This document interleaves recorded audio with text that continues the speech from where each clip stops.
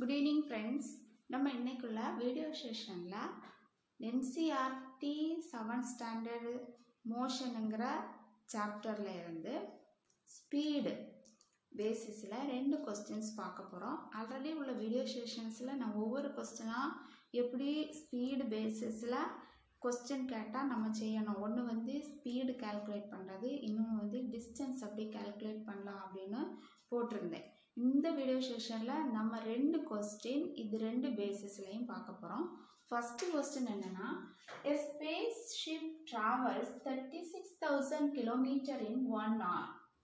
ஒரு spaceship வந்து travel பண்ணுது 36000 km in 1 hour. 1 hourல 36000 km travel பண்ணுது. express its speed in kilometer per second. Question நம்ம நல்லா ரைட் பண்ணனும். express its speed in kilometer per second. kilometer per hourல கேட்கல, kilometer per secondல கேட்டிருக்காங்க.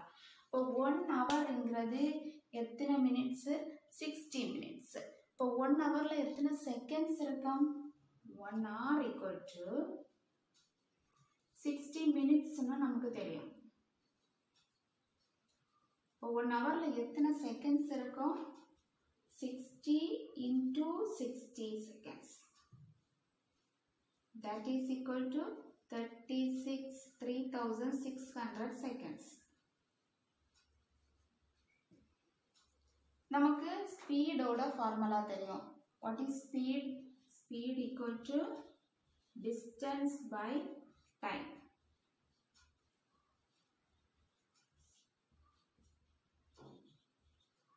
இது வந்து ஷார்ட்டா d by t ன்னு சொல்லுவாங்க.